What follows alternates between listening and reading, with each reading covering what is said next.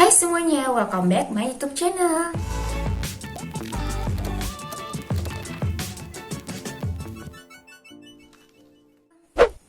Hai adik, assalamualaikum warahmatullahi wabarakatuh. Semoga adik dalam keadaan sehat walafiat ya.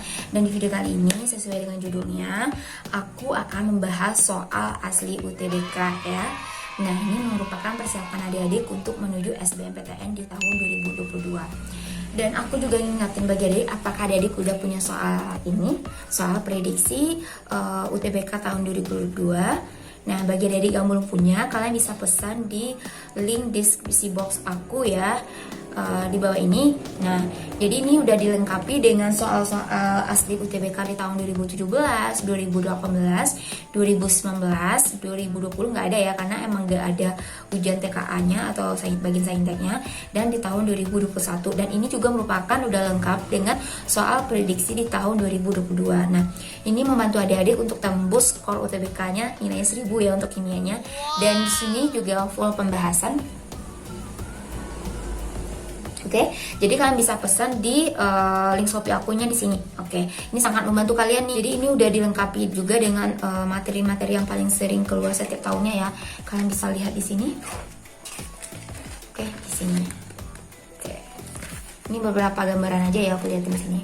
Plus kata-kata motivasi. Oke, bagi yang belum pesan silahkan dipesan dari sekarang. Biar kalian lebih enjoy nih belajar bersama Kak Dila dalam persiapan UTBK bagian kimianya. Oke. Dan tak kalah pentingnya aku juga akan membahas soal-soal untuk TPS-nya juga. Stay tune terus ya sama video ini. Oke, apakah kalian sudah siap belajar? Sediakan kertas sama pennya ya. Kita masuk ke soal yang pertama. Oke adik, kita masuk ke soal yang pertama, yaitu mengenai sebanyak 25% senyawa MX2 memiliki massa 96 SMA dan sisanya memiliki massa 100 SMA ya. Jika atom M hanya terdiri atas suatu isotop dengan massa 24 SMA, maka air atom X adalah. Jadi kita tulis dulu ya di sini. Kita tuliskan bahwa MX2 ini kan dia memiliki persennya tadi 25% ya. Nah, 25%. Berarti sisanya adalah, kalau kita tuliskan di bawah itu sisanya 75%. Nah, kan di sini dia bilang bahwa dia memiliki masanya 96 SMA dan sisanya adalah 100 SMA. Berarti kita tahu bahwa MR itu kan massa atom relatif dari senyawa MX2 ini, yang bagian sini tuh, itu kan sama dengan 96 ya kan. Berarti MR itu kan kalau kita jabarkan dia kan menjadi atom ya, atom relatif dari atom M. Yang bagian sini kita tambahkan dengan AR dari atom X. Karena di jumlah atomnya 2, berarti kita kalikan 2 juga di sini gitu. Sama dengan 96. Nah, jika atom M hanya terdiri atas suatu isotop dengan massa 24, berarti udah diketahui bahwa si M ini 24. Berarti ARM-nya 24 ditambah dengan ARX dikali dengan 2 sama dengan 96. Nah, berarti ARX-nya sama dengan 96 kita kurangi dengan 24, kita pindah luaskan lalu kita bagi dengan 2. Berarti ini sama dengan 96 dikurang 24 aja itu adalah 72 ya. 72 dibagi 2 adalah 36 gitu. Nah, kita udah dapat ARX. Kita harus mencari AR-nya masing-masing. Nah, sekarang kita cari juga yang untuk 75% ini. Kita cari juga dari MR dari MX2 sama dengan, nah tadi kan MX2 itu memiliki massa 96 dan sisanya 100, berarti di sini tuh juga 100 SMA nih adik gitu. Berarti ARM sama ditambah dulu dengan AR dari si X ini ya, kita jabarin dia sama dengan 100. Nah, tetap ya ARM juga sama 24 ditambah dengan ARX kali 2 sama dengan 100.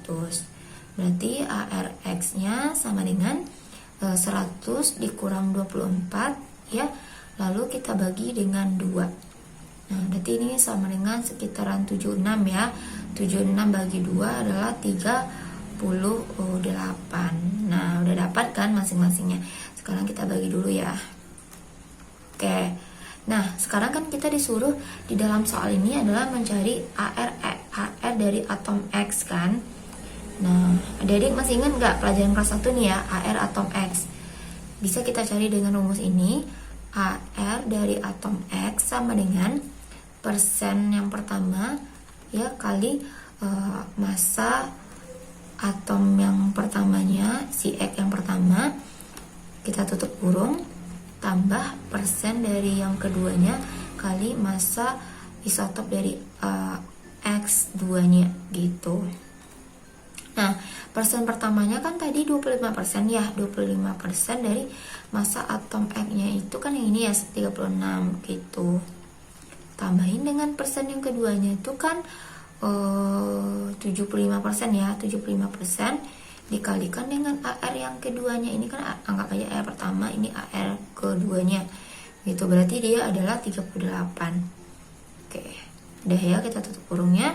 25% itu kan sama dengan 0,25 ya. Berarti 0,25 dikali 36 itu sama dengan adalah 9. Lalu 75% itu sama dengan 0,75 dikali dengan 38 adalah 28,5. Oke, jadi jawabannya adalah 37,5 gitu. Nah, ini jadi jawabannya adalah option E. Nah, gampang ya adik. Jadi ini rumus ya yang perlu adik-adik ingat. Ini. Oke, bisa ya. Kita next ke soal nomor 2. Nah, atom Be, B, nitrogen, fosfor, dan sulfur dapat membentuk senyawa hibrida.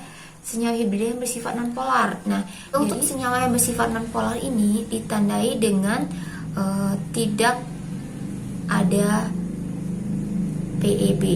Nah, apa sih Kak PeB? PeB itu adalah pasangan elektron bebas. Jadi ini kalau kalian nggak hafal senyawanya nih ya, kalau kalian nggak hafal itu harus dibikin dulu struktur Lewisnya. Cara bikinnya gini, kita buktikan dulu yang option yang pertama, si A. Kan di situ ada senyawa NH3 ya, NH3. Kita bikin dulu. NH3 itu kan ada atom pusat ya sama yang ada yang mengikatnya gitu. Antara N sama H ini yang atom pusatnya N. Kenapa? Karena jumlah atom N-nya 1, sementara H itu 3. Jadi atom pusat itu jumlahnya 1. Jadi N sebagai atom pusat. Nah, nomor atomnya kan di sini 7 ya, kita tulis 7. Adik-adik masih ingat nggak konfigurasi berdasarkan kulit KL, MN? K itu nomor atomnya 8, L itu 8, M itu 18, dan N itu 32. Jadi masing-masing subkulit ini memiliki elektronnya itu maksimal K2, L8, M18, dan N-nya 32 gitu. Jadi harus sesuaikan. Jadi kalau konfigurasinya dimulai dari kulit yang pertama dulu. Berarti 2 ya. 2. Nah, kan ada 7 kan dikurang 7 kan dikurang 2 ada 5. Berarti kalian sisain berarti 5 dong. Jadi 5 elektrovalensinya. Sedangkan H di sini 1, berarti juga 1. Nah, jadi kita tulis dulu atom pusatnya N ya, kita tulis struktur Lewisnya, sedangkan yang dia terikat 3, jadi dia mengikat 3. Jadi kalau nggak gambarkan dia berada di sekitar atom N dengan 3 atom H gitu. Nah, atom H itu kan 1 nih, di sini 1 elektron, H juga 1, H juga 1. Nah, kita harus menyesuaikannya supaya dia stabil dengan membentuk oktet. Oktet itu ya dia 8 elektron, sedangkan duplet itu 2 elektron. Jadi dia itu stabil dengan 8 sama 2 elektron. Nah, kebetulan si nitrogen ini memiliki elektron valensi ya. Jadi elektron terluar tuh namanya elektron valensi ya adik. Elektron valensinya 5. Jadi karena si H itu cuma butuh 1 lagi membentuk duplet, berarti kita taruh di sini 1 elektron H. Oke, maaf. Di sini 1 atom H, sini 1, dan di sini juga 1. Kan dia 5, berarti di atasnya adalah 2. Jadi ke sini dia duplet, 2 elektron. Ke sini dia juga duplet, ke sini juga 2 duplet. Nah, jadi H itu cuma 2 nih dia stabilnya, nggak bisa 8. Sedangkan nitrogennya di sini sudah membentuk aturan oktet atau 8 elektron. Tapi di sininya ada yang kosong, tidak ada yang diikatnya atom di atasnya. Tidak ada yang diikatnya, artinya di sininya ada 2 elektron yang jomblo gitu ya. Nah, ini yang disebut dengan PeB, pasang elektron bebas. Jadi ini kalau ada PeB itu disebut dengan polar. Oke. Nah, kan kita disuruh sini mencari non-polar. Kita lihatlah, kalau ada senyawa NH3 udah pasti salah, yang ada optionnya itu berarti NH3 nggak salah ya. Ini juga salah. Berarti dia senyawa yang bersifat polar. Berarti tinggal kita cek aja lagi yang nomor B aja ya. Kita cek option B. Oke, yang B di sini aja kita tulis ya. BH3 ya. BH3. Oke. Atom B itu sebagai atom pusat juga ya. Berarti B itu nomor atomnya di sini adalah 5 adik-adik. Ini sebenarnya materi yang sangat enak nih di kelas 1 kalau kalian mengikutnya dari awal. Ini konfigurasinya 2 dan 3 karena dia cuma 5 ya. Berarti 3 elektrovalensinya, sedangkan H itu 1, berarti juga 1 di sini. Nah, kita tuliskan di sini atom B, atom H, dan atom H. Kita sebar atom H tadi kan 1 elektron, berarti di sini 1. Di sini juga 1, di sini juga 1. Sedangkan B-nya 3, berarti di sini 1, di sini 1, dan di sini 1. Biar kita harus menyesuaikan biar si hidrogen atau atom H itu memenuhi aturan duplet atau stabilnya dengan 2 elektron.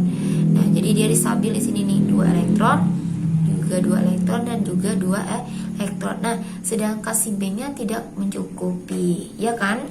Nah, berarti si B ini dia tidak ada elektron bebasnya, berarti ini disebut senyawa yang bersifat nonpolar, tidak ada PeB. Berarti yang ada senyawa BH3 itu adalah benar gitu. Berarti kita cek juga nih BeH2. Be nomor atomnya jadi bisa lihat di sini adalah 4. 4 berarti konfigurasinya 2 dan 2. Oke. Si berelium ini dia ada atom H-nya 2 ya. Nah, kiri dan kanan berarti ya. Nah, sekarang atom H tadi kan konfigurasinya 1 ya. Berarti di sini 1 elektron, di sini juga 1 elektron. Kemudian si Be atau berelium ini memiliki elektron valensinya adalah 2 adik-adik. Ya, 2 yang bagian sininya. Berarti taruh di sini 1, di sininya 1 juga. Kesininya dia duplet, kesininya dia juga duplet. Nah, si berelium ini tidak ada, artinya di bagian sini dan sininya tuh tidak ada elektron, berarti dia bersifat nonpolar, tidak ada elektron bebas. Kan di soal juga menanyakan nonpolar, jadi jawabannya udah pasti option B. Gitu cara mencarinya ya, jadi digambarkan dulu gitu. Lihat yang mana. Kalau ada PeB yang seperti ini kan bebas nih, tidak ada yang diikatnya di atasnya ya, artinya ini bersifat polar. Tapi kalau udah terikat semuanya di atom pusat tidak ada yang bebas sama kayak ini, berarti dia bersifat nonpolar dan bersifat nonpolar. Bisa dipahami? Kita next ke soal nomor 3. Oke. Tekanan osmotik larutannya mengandung 0,2 mol sukrosa. Ya, ada sukrosa dengan ATM-nya 5. Jika diinginkan tekanan osmotik menjadi, berarti dia udah tekanan osmotiknya udah 5 atm, kemudian kita mau menjadikan dia 10 atm, maka jumlah FeCl3 yang harus kita tambahkan adalah berapa gitu. Nah, jadi rumus dari tekanan osmotik ini kan pelajaran sifat koligatif larutan ya, berarti rumusnya itu adalah V sama dengan molaritas dikali R dikali T dikali I, jika I itu larutannya itu bersifat elektrolit gitu. Oke, bisa? Nah, ternyata si sukrosa itu dia bersifat non elektrolit, sedangkan FeCl3 itu bersifat elektrolit. Jadi beda nanti rumusnya sampai ini aja. Nah, kebetulan di soal itu emang nggak ada nilai R-nya, nggak ada nilai T-nya, bisa kita coret aja gitu. Terus molaritas ini perlu ada diketahui bahwa molaritas itu sama dengan gram per ml kalau kita jabarin dikali dengan 1000 per volume dalam mililiter. Nah, gram per ml itu sama juga dengan mol. Jadi mol itu sama dengan volume per kalau dalam satuan liter. Itu adalah rumus dari molaritasnya. Oke, kira-kira bisa dipahami ya. Oke. Jadi kita lanjut aja ke soalnya. Kan di sini kita mencari berapa nilai dari FeCl3 yang harus ditambahkan gitu kan. berarti kita masukkan ke dalam persamaan. Berarti sini berlaku rumus perbandingan V1 sama dengan N per V ya. Nah, per V2 sama dengan N per V ya kan, ditambah dengan N per V dikalikan dengan I gitu ya kan. Ini kan untuk V1 nya tadi untuk si C12 H22O11. Kalau ini tuh udah gabungan karena dia maunya tekanannya tuh 10 atm. Berarti kan kita masukkan dulu 0,2 mol glukosa, terus kita tambah dengan FeCl3 harus sebanyak apa biar tekanan osmotiknya tuh menjadi 10 atm gitu.